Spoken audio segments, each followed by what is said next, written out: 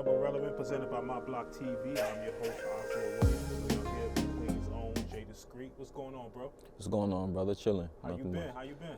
Can't complain, man. Just been working in the studio. No doubt. You know what I mean? Recording new songs, doing my thing, taking it day by day. Okay. Talk to me a little bit about your name. How you got that name?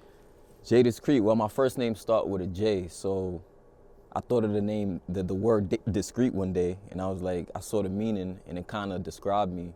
So I was like, all right, let me just take the first letter of my name, J, put it with the first part of discreet, and make the first name Jadis, last name Crete, and that's how I came up with it. Makes sense. When you started really taking the music serious? I say like the last 3 years I started really taking it serious. But I was doing it for a minute before that, but like, had ups and downs with it.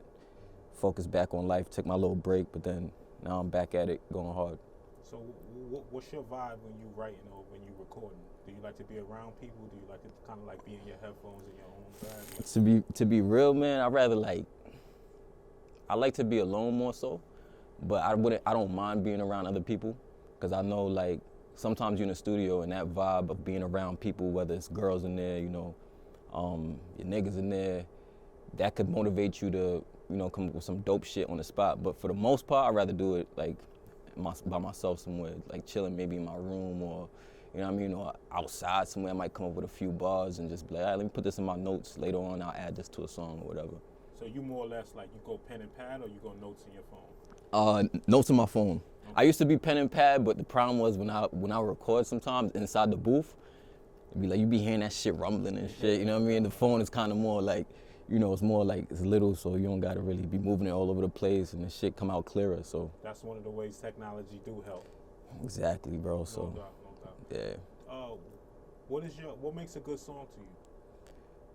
I feel like it's a combination of things. Like I feel like if you could have a dope song, right, mixed with nice cadence, maybe some metaphors, similes in there, but of course it's still got to be able to play in like a car, for example. So you might have a message, but if you could have a message and at the same time like make it musically appealing, where people can enjoy it doing different things, activities, I feel like that's what makes a great song to me. Like not just only bars or only the hook. I feel like it's in totality, all of it coming together.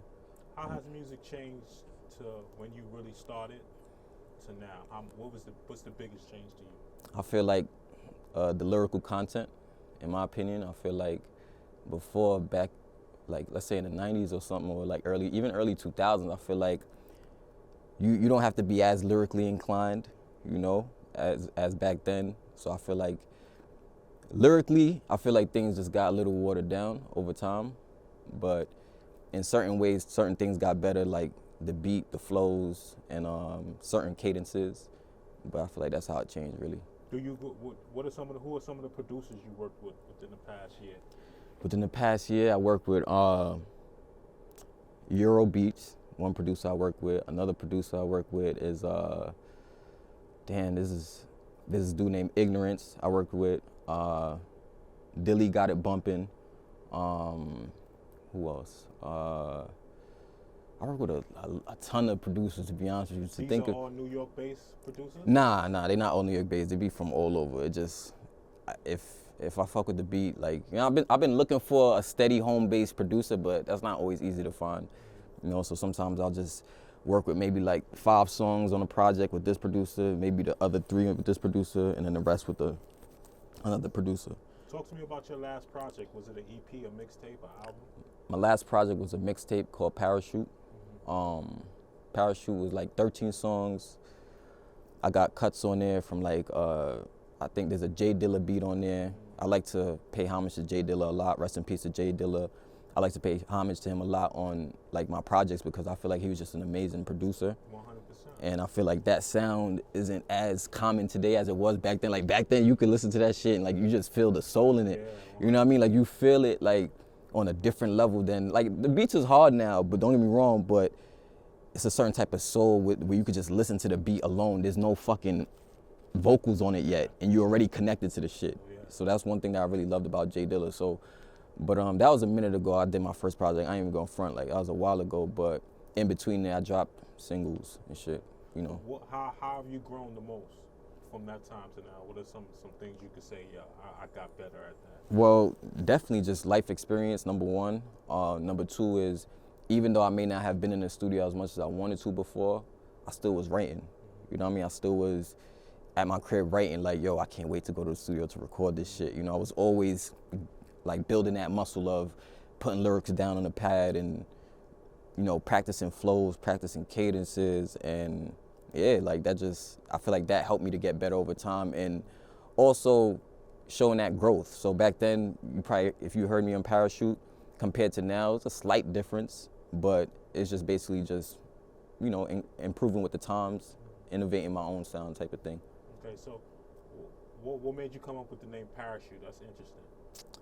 Parachute because, like, yo, like, one of the things I always think of, like, with this whole music shit is, like, you know, skydiving. You know what I'm trying to say? Like, I feel like I never did it yet. I'm gonna do it one day in my life. I know that's something that a lot of people fear. You know, like jumping out a fucking plane. You just jumping out, right? You thousands of feet in the air and shit. But think about it. You jumping out, you taking a big fucking risk. You know what I'm trying to say? But being able to do it allows you to conquer so much fear. Like, and if you know you got your parachute, what the fuck is there to worry about? You're gonna be all right when you land, you know what I mean? Type of thing. So is music therapeutic for you? Extremely therapeutic, man. Like extremely therapeutic. It's always been in my family. Like, my sister used to always play it at my crib when we was younger. When I was younger in the house, I was like 5, 6, 7 years old. My sister used to always play like the greats, like, you know what I mean? Like the Biggie Smalls, the Lil Kim. But as far as therapy, I feel like it's one of the best ways to express yourself in a way where it's fun, but at the same time, you know that there's a lot of other people who could probably relate to what you're talking about. It's not just you dealing with these things, and you start to realize that when you put certain things in songs, it's like you feel like it's you only in your world, you're dealing with that shit, but then you get people listening to the song, they're like, yo, bro, you go through that same shit, or you dealt with that, or I felt the same way. And then it's funny because you drop a song and you realize you like, damn, this shit was therapeutic for me, but it'd be therapeutic for other people, you feel me? So. Who's your top 5? Who's your more, you know, who would you call your top 5 right now? Well, number one, Jadakiss. You know, without a doubt, I have to say that. But I feel like my top 5 could vary depending on the times we in. But I would say there's something like, number one, I'll say Jay-Z is my favorite artist, number one.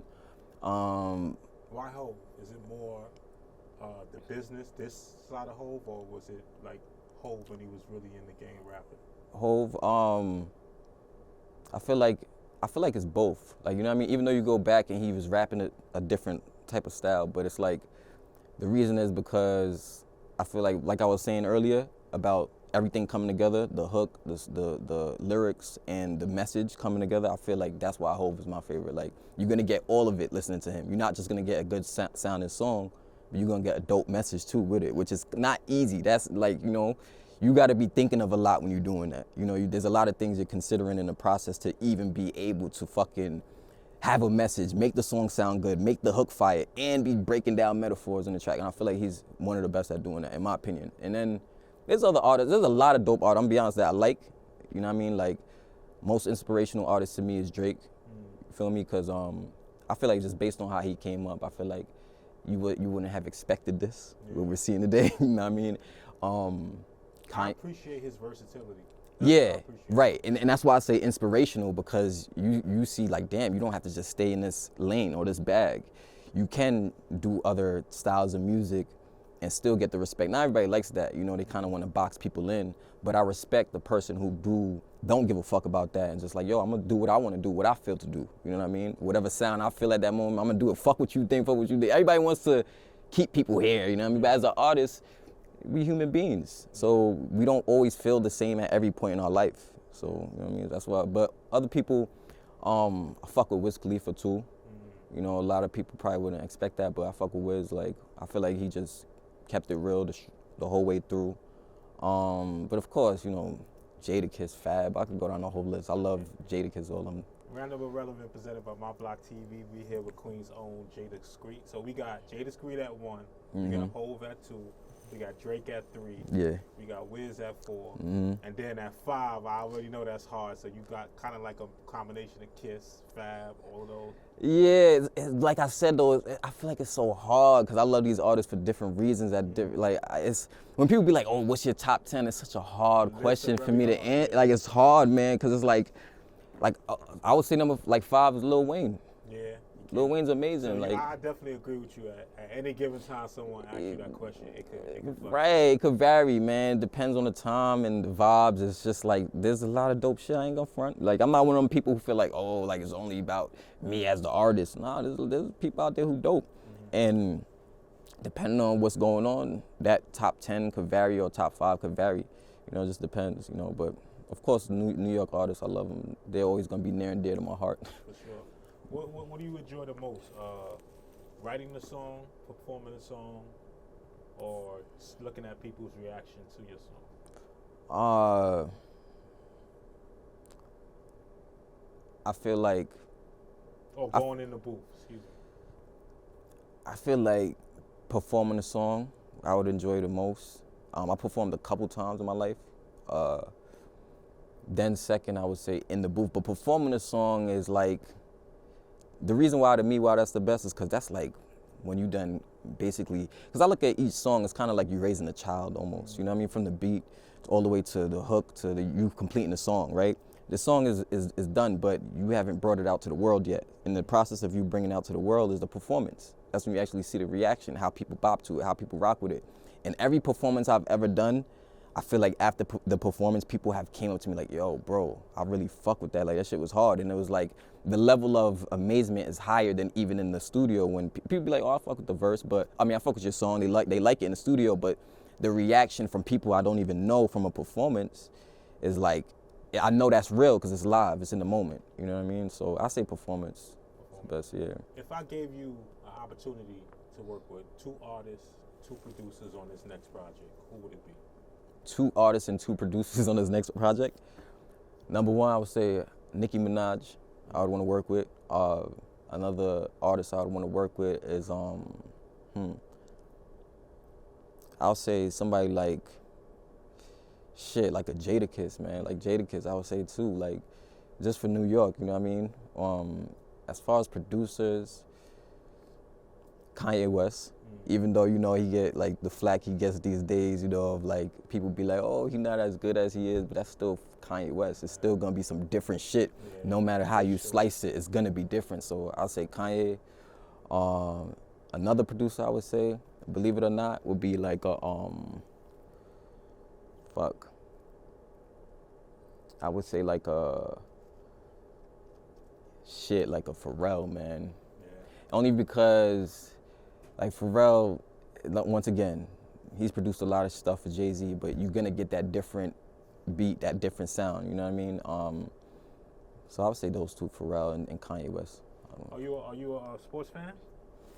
I'm not that big on, like, I love basketball, you know what I mean? And the second is football, but I'm not a huge sports fan like that. Like, you know what I mean? I'm not one of the people like every Sunday I'm watching football. I ain't even gonna front, like, you know what I mean? Like, some people watch football every Sunday and like everything is sports.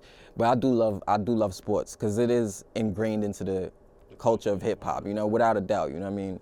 But yeah. I was gonna ask you, how do you feel about the recent flack that Ja Morant from the Memphis Grizzlies has been taken? How do you feel about that? The Ja Morant situation, I feel like it's a tough one, man, because I just feel like when you're young, we make mistakes. Like, that could have been a whole lot worse of a situation. Yeah. It wasn't necessary, I'm not gonna lie, but I don't know what the situation they gonna keep him out the whole rest of the season or whatever they, I don't know what they. He actually made his debut last night. That's yeah? He played? He played. Oh, okay, they let him play. Yeah. Okay, well, that's good. I feel like, you know, people make mistakes, and that's not one that you can't come back from. Most mistakes you can't get, but something like that, waving a fucking gun, how many places can you walk around with a gun showing? Yeah. Technically, right? There's states not up here, but like down south, you can walk around with your gun showing. So the fact that he did it in the video and just showed the gun, I mean, we know that what that's about. He a young dude. He a young guy. He's on the rise, and you know, he's basically emulating the hip hop culture by doing that. You know what I mean? But that's what he was doing in the club, listening to music, enjoying himself, and you know, probably was drinking and just waved the gun. He ain't shoot it. He didn't, You know what I mean? But I do understand being in the public eye, you do got to think about role models. So there's another side to it I understand too. But to me, I feel like I'm happy they allowing him to play again. Yeah, my only thing with me was that just felt a little weird is that it's also like I don't think policy should ever trump the law, and legally he's allowed to have a firearm. So I just don't see it. But I agree with you. There is a side to it where he's representing $1 billion brand. So and that's what it really is about, you know, because that's how it is with these organizations. You know what I mean? But yeah, that's how I feel. Random Irrelevant presented by My Block TV. We're here with Jay Discreet. You already know. Before we leave, talk to me about your new single. I see that it's every time I check that video, it's growing. Talk to me about that song. Where were you when you wrote it, and you know what you're trying to convey with that? My last single I dropped is called Bad Bitches G-Mix, right? So BBGM, basically, it's kind of like a new version of the song that Breezy did, right? The beat is different and everything, whatever. But that song that Breezy did, Bad Bitches, it kind of inspired me. So basically, it's about, you know, just honoring beautiful women, you know, as simple as that, you know. It's just a feel-good song. It wasn't like too much of meant to be some deep, crazy shit, but it was more so about just, I heard the beat, I was real inspired by the beat. I liked the song that Breezy did on it, so I was like, yo, fuck it, why not record this? That was my last single, but before that, I think my best single right now that's doing really, really well is Money Don't Stutter, which is also another song that ladies would like. You know, got like the R&B vibe on the hook, you know, the flows, crazy beat on it. But that's my favorite single right now. But I have a whole project I'm working on, about to finish real soon, probably like in 2 weeks it's gonna release. So, what's the name of it? Forever Blessed. Forever Blessed. That's dope. Forever Blessed. Yeah. What brought that out? Well, I have a cousin who got killed. He got murdered, like yeah, no doubt. And he would go by the name God Bless. You know, that's what everybody called him, God Bless. So, and the reason why they called him that is because in order to be in his business with him and work with him, you had to go to church. Yeah. Like, he wouldn't let you work with him if you didn't go to church. And I thought that was real interesting. Like, wow, that's fire. Like, he was really trying to help, you know, improve people's mindsets out here. So, then they called him God Bless because of that. So I was like, I'm not gonna call my album God Bless, but I am gonna play on the word. So at first I was gonna call it Blessed, but then I was like, nah, I need another word there. And I came up with Forever Blessed, because there ain't nothing better than being forever blessed. You know what I mean? Yeah. If you forever blessed, shit, you good. You don't got really nothing to worry about at the end of the day. Through the ups and downs, you know? And that don't mean there's no ups and downs. It just means at the end of the day, you're solidifying that as your, you know, you're labeling yourself forever blessed, no matter whatever's going on. That's a fact. I like that. That's awesome. Facts. How did you adjust to the pandemic? You know, not being able to go to the studio, not being able to go outside, not being able to perform as an artist. How did you adjust? That was a crazy time, first and foremost, man. Like, you know, I send all my condolences to people who lost family members and friends, because we lost a lot of people, you know. But during that period, I was just writing, for the most part in the crib, just writing. But at the same time, with the pandemic, I don't know, I'm just a firm believer that if you're very, very, very, like, I got the COVID and I recovered from it. Like, you know what I mean? It took me about like a week and some change to recover. But I'm a firm believer that if you really, really, really are fearful of something, it's gonna happen to you, kind of. Because your mind is just so, you know, and because you was listening to the news at that time, like I remember every day my mom was, you know, going on the news, telling me about this, telling me about that. And I'm just like, yo, Mom, just chill, like stop, unplug from that for a little bit, you know what I mean? Because you're gonna make yourself sick by doing that, you know what I mean? I understand it's going on, it's the reality, but the more you feed into these fearful thoughts about something, you know, the more it's gonna have the ability to affect you. You know, that's just my opinion of it. So I was just telling her, unplug. So I was watching the news a little bit, but for the most part, I was unplugged from all that shit. I was like, yo, I'm not even gonna be fearful. I was still kind of outside. And that was kind of like the best time to be outside. There was nobody on the highway, you know, and it was just like, it was crazy. I had met a new girl at the time that I was dealing with during the pandemic, but I wasn't fearful, you know what I mean? To be honest with you, it started to onset a little bit, but then I thought about, nah, this is mind over fucking matter. And this shit sound crazy, but we're gonna get through this. right? As a people, as a nation, as a world. Shit, this shit was everywhere. But that shit, I never seen nothing like that, man. Never in my life, bro. You're right. Human beings are very resilient, so I knew we were. Yeah, I knew at the end of the day, yeah. As we approach the halfway point of 2023, what are some of your goals going into the second half of the year? Second half, drop this project, Forever Blessed, and I want to drop another project before the end of the year. And I want to get like, I'll say like 3 more videos done from the Forever Blessed project, and then after that, I want to expand my brand. Even if I could branch off even into, we was just talking about before, we was talking about acting, right? Even something like that, like I want to do that. So my goal is to drop 2 projects, drop like 3 more videos. I got a video right now for a song called Real OGs. Real OGs is about to, the song ain't even dropped yet, but I'm just drop the song with the video. That should be done by Friday. I got the director, he's cutting it and stuff like that. So yeah, just working, man, getting work done. But another thing before the end of the year, or even for 2024, I know you asked about 2023. I know I'm going a little, but No, I do you think? yeah, 2024, like especially, man, I really want to work with a lot of other people, you know, and really help all of us. You know what I mean? Help whatever somebody's doing. I want to be able to be a part of that, and they be a part of what I'm doing, and I feel like it helps all of us rise. That's a fact. You know, at the end of the day. So yeah, that's the bigger goal for me, really, is collaboration. You got some people who not really for that, and I understand those reasons, because sometimes dealing with people, you run into little issues, dealing with motherfuckers, depending on however the vibe is. But overall, it's a good thing for everybody, you know, because there's so much more you can do with multiple minds working together as opposed to just your fucking brain all the time. That's a fact. You feel me? That is our show for today. We want to thank Jadis Creek. Jadis Creek, I know. Oh, okay, We want to okay. thank Jadis Creek for being here today. Before we go, tell everybody your plugs, where we can find your music, your YouTube, everything, your IG, everything. My Instagram is @_Shatique. That's @_SHATIQUE. My fan page, Facebook, Jadis Creek Music. My YouTube is Jadis Creek. Everything on all social platforms, Spotify, you know, Tidal, all the streaming platforms, same thing, Jadis Creek. I'm gonna spell it one more time, JAYDIS space CRETE. That's our show for tonight. We want to thank Jadis Creek for coming through. Don't forget to check us out every Wednesday, 9 p.m., exclusively on QPTV Spectrum. Also Saturday at 1:30, QPTV Spectrum. Stay up, good people. You know what it is.